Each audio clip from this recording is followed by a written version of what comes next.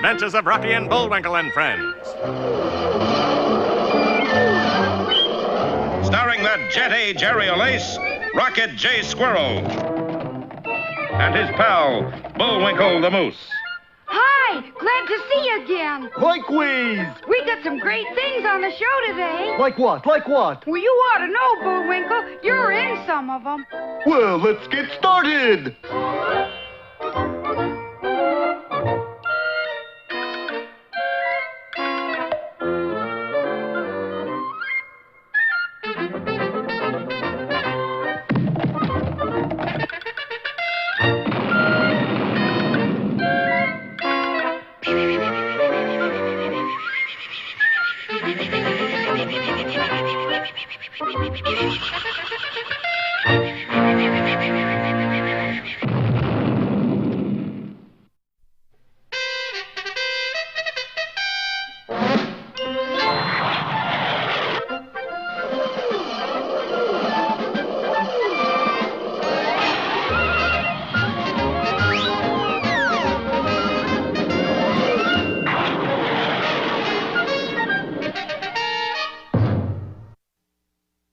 In our last episode, you remember, Rocky and Captain Peachfuzz had been whisked to the undersea land of Submerbia.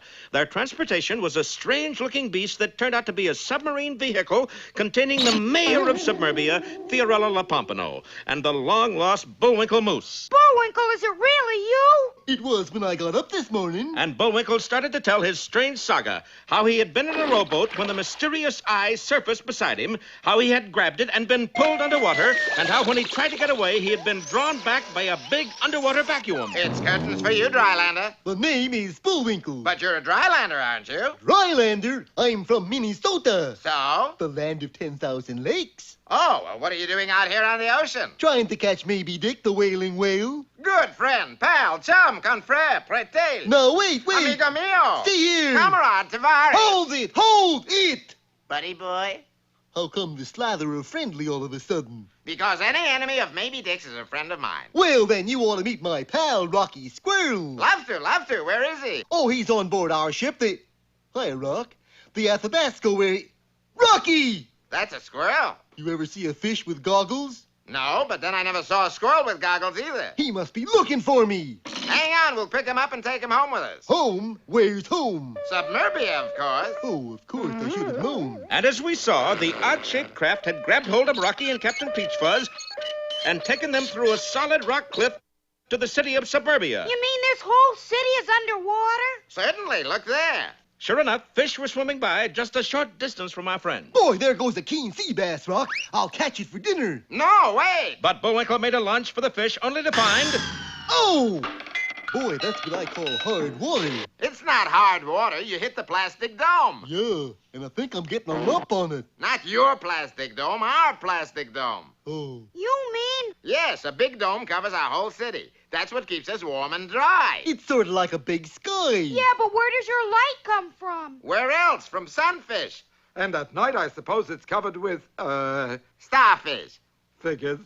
But at that moment, our heroes were startled to feel the whole ground shake underneath their feet. Hey, what's happening, Mayor La Pompano? Oh, dear. We're having one of our seaquakes. Seaquakes? I never heard of seaquakes. You've heard of earthquakes, haven't you? Yeah, and hot quakes, too. A seaquake is an underwater earthquake. Hang on, Rocky. To what? To me. Maybe that'll keep me from rattling around. What causes seaquakes, Mayor La Pompano? You'll find out in a minute, Rocky. In less than that, actually, for in the next second, a dark shadow swept across them and an enormous shape made its way through the water above Submerbia. Hokey smoke, what is it? I can answer that, Rocky. It's Maybe Dick. Yes, it was Maybe Dick. And so huge was the Leviathan of the deep that his very passing shook Submerbia violently. Oh, I do hope the dome doesn't crack. You had to open your big gills. Sure enough, water was pouring through a crack in the plastic dome. What are we gonna do? How about 2 choruses of By a Waterfall? By a waterfall. Bullwinkle, can't you ever be serious? Believe me, when I sing, it's serious. It certainly is, and we'll find out just how serious next time in Leaky Lyrics or Bullwinkle Plugs a Song.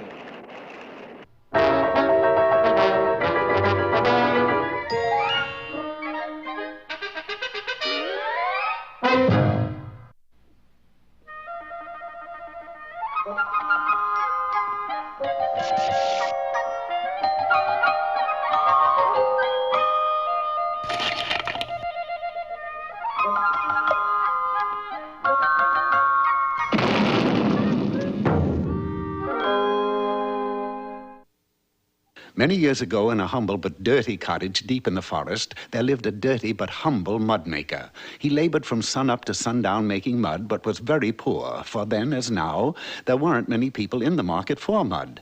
When his day was done, he left the mud puddle and returned to the cottage where his wife always met him at the door with a hot meal. Why must you always throw my dinner at me, dearest? Why cannot we sit and quietly sup like other folk? Because, good husband, I am unhappy. How can that be? You've got a fine muddy house, fine muddy food, and fine muddy me. True, but we have no son to keep me company, and I am lonesome. So saying, she served dessert and shuffled off to bed. This set the old mud maker to wondering, and he thought to himself, being a mud maker is bad enough, but being a mud maker with an unhappy wife is too much. I must do something. Early the next morning, he awoke and quietly stole from the house. Crossing through the woods, he finally came to a tiny house made of cheese, where it was said a good fairy lived. Well, what do you want, you muddy little old man? Are you the good fairy? Of course I'm the good fairy. Why ask a stupid question like that? Well, it's a little hard to tell. I suppose you want a favor. Yes, you see, my wife is unhappy. Big deal. But if we could have a son to keep her company... Okay, I get the picture. With a tap of my wand, I grant your wish. When his head cleared, the old man thanked the good fairy. Thanks, I think. And staggered home as fast as he could. You'll never guess what happened while you were away. The house burned down. No, I found a baby boy on the doorstep. Hooray! It worked. Where is he? I put him to Thimble. You mean you put him to bed? No, I put him to Thimble. Look. See. And there, on the table, inside a thimble, slept the tiny son. But he's so little. Yes, but he's all ours, and he will grow. 30 years later. But he's so little. Why don't you go back to the good fairy and see if she'll give you something to make him grow? Sure, I can make him grow. Take this magic chickpea and put it under his bed. Thimble. Put it under his thimble, then. The mud maker followed the good fairy's instructions to a pea, and sure enough, within 24 hours... Hi, Mom. Hi, Dad. Down there. Good heavens, he's 7 feet tall. And so is his stomach. So they called him Thom Tum, and needless to say, the boy lived up to his name. More food. I'm hungry, hungry, hungry. Eat. Oh, keep it coming, Mama, honey.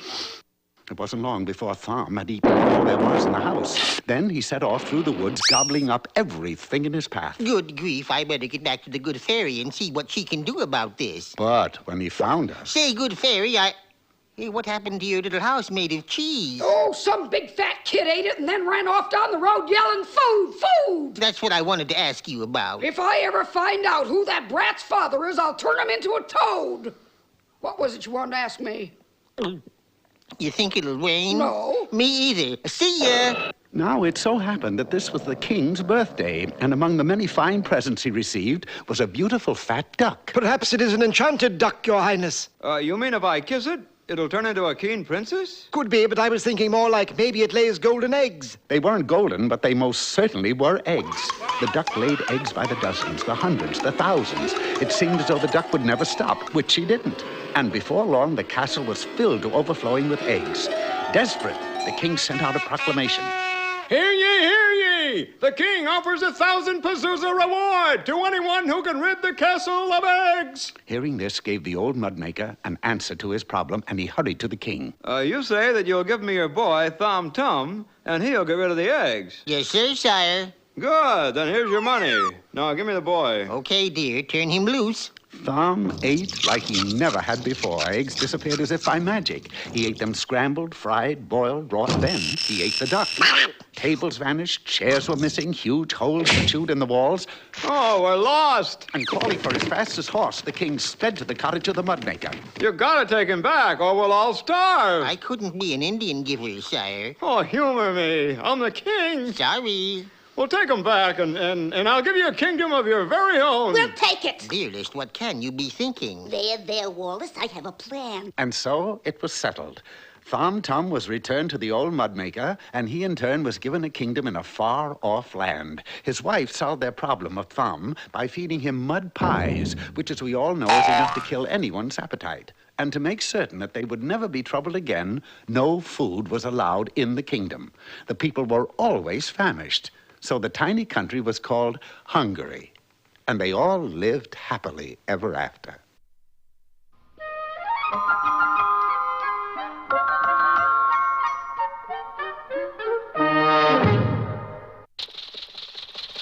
for our fan club picnic. Sunshine, blue skies. Sunshine, blue skies. Terrible, isn't it? But maybe we'll have a sudden storm later. Okay, here we are. Everybody set for the sack race? All set. Captain Peach Fuzz, you're supposed to use an empty sack. That would make it easier, Rocky. Hey, your feet are sticking out. That's not fair. Well, must be a moth hole. That'd have to be a pretty big moth. You got a pretty big moth yourself, buddy. This sack racing seems awful dangerous to me. Dangerous? Yeah, might run into a tree or something. Now, first one to the tree and back wins. Ready, set, go! Gee, I didn't know you were so good at this, Bullwinkle. It's nothing. I spend a lot of my spare time in the sack, you know. Time for the Miss Bullwinkle and Rocky Fan Club contest. All set, darling. A pretty girl is like a melody. That's Melody. With Natasha in contest, it's melody. Where are the other contestants? What other contestants? She's the only girl in the club. Sort of narrows down the competition, don't it? As head judge, Natasha, I'd like to give you this trophy. Pretty good, Natasha. Last thing you got from a judge was 90 days. Well, let's eat. Did everybody bring his favorite dish like we decided? Yep. Bullwinkle, yours is empty. This is my favorite dish, Rocky. You didn't mention anything about bringing food.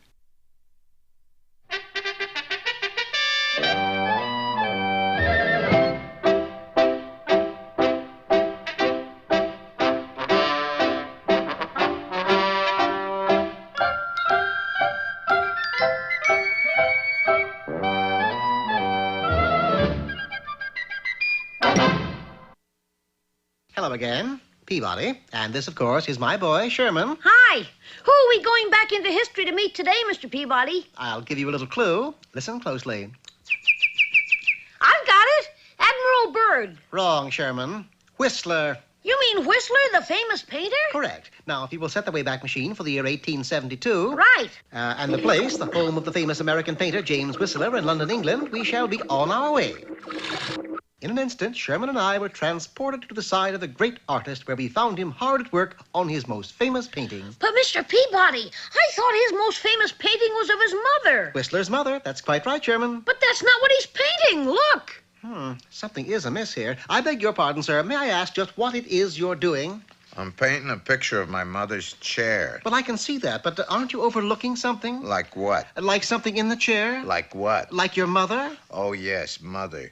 I tried to paint Mother sitting in the chair, but found that to be impossible. I'm afraid I'll just have to be content to paint her chair. He can't do that, Mr. Peabody. The painting of Whistler's mother will never be famous without his mother in it. That, Sherman, is a keen observation.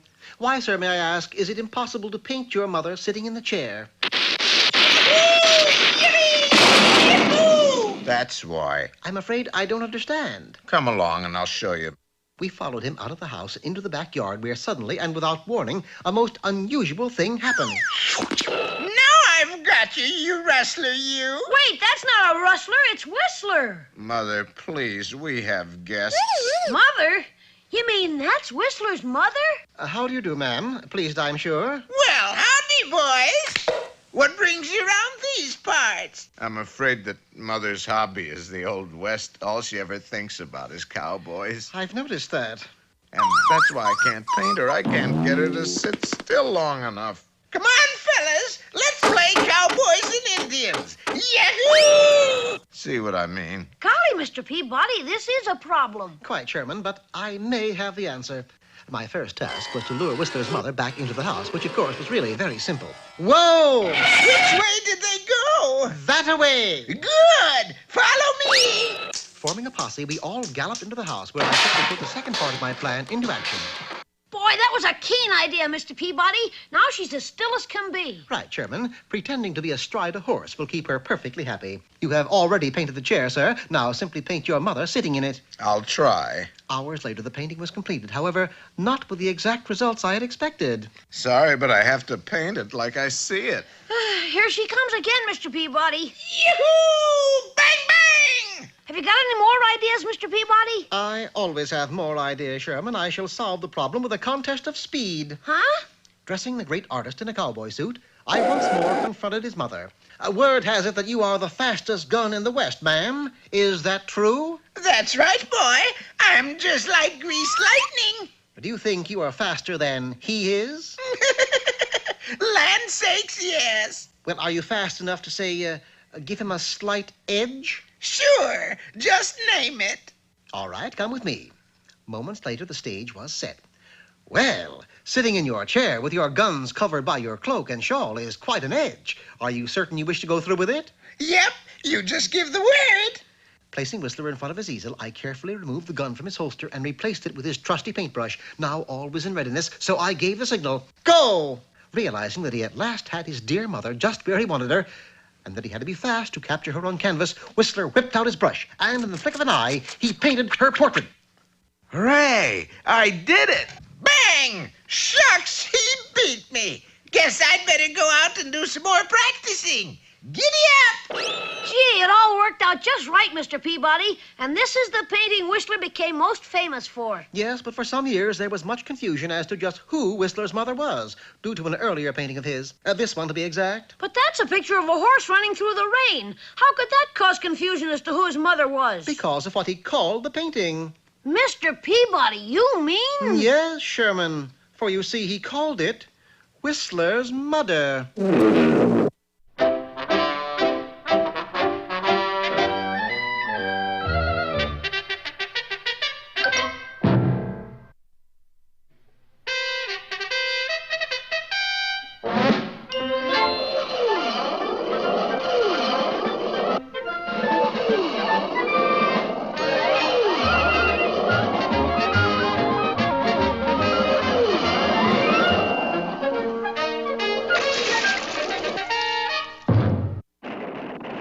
Well, our last episode sprung a bad leak at the end, remember? For Maybe Dick, the Wailing Whale, passed over the sunken city of Submerbia and cracked its plastic dome. Now water is flooding into the city and our friends are up to their necks in trouble. Nonsense! I'm only up to my knees. I'm up to my neck. And I'm up to my second row of medals. Then we gotta do something. But what? How about stuffing something in that hole? Good idea. Here, Captain, there's a cork in this bottle. Great. But Captain Peach Fuzz wasn't called wrong way for nothing. He threw away the cork and tried to hammer the bottle into the hole.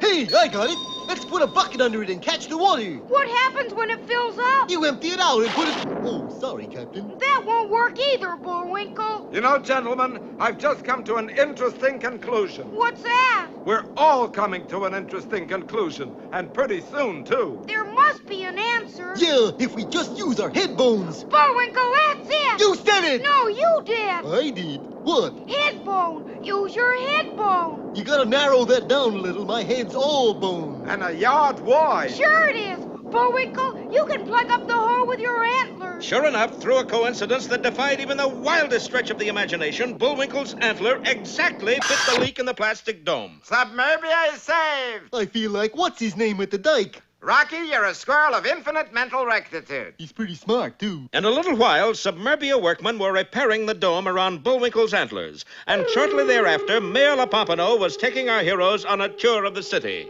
And this is our main thoroughfare. We call it Shad Row. Very interesting, Mayor LaPompano, but we've really got to get going. Going? We just got here, Rock. Bullwinkle, did you forget we're supposed to be hunting for Maybe Dick? No, but I sure tried. And a short time later, our friends were on board one of those small Submerbian underwater scooters, prepared to resume their search for the Wailing Whale, only this time with torpedoes instead of a fishpole. Engine room, this is the captain. Captain, this is the engine. You mean you're the engineer? I mean I'm the engine.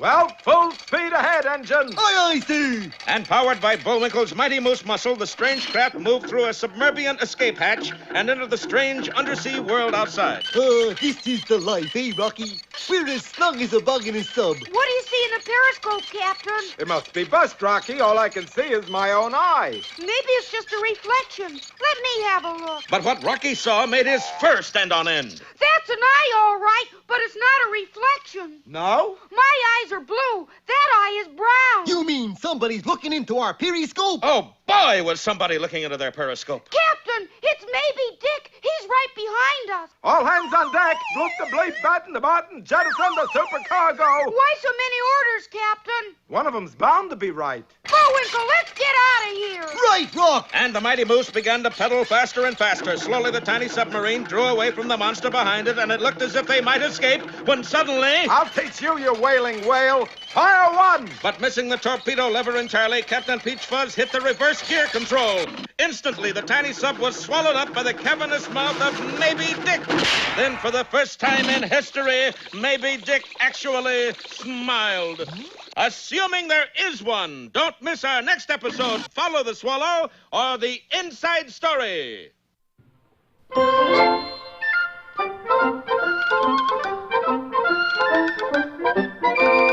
Well, I guess that about wraps up another Rocky show. Certainly hope you enjoyed it. I did. I always say. Bullwinkle, time for us to go. Already?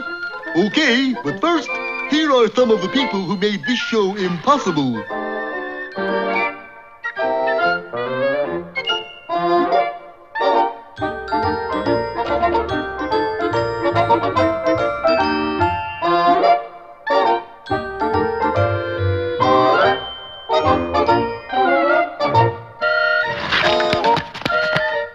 That's not all. The fingers get tired.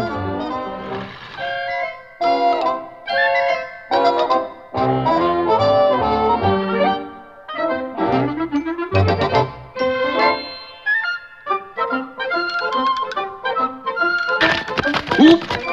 Got away from me again. Well, see you next time. Ready, Bullwinkle? Alley! Oop!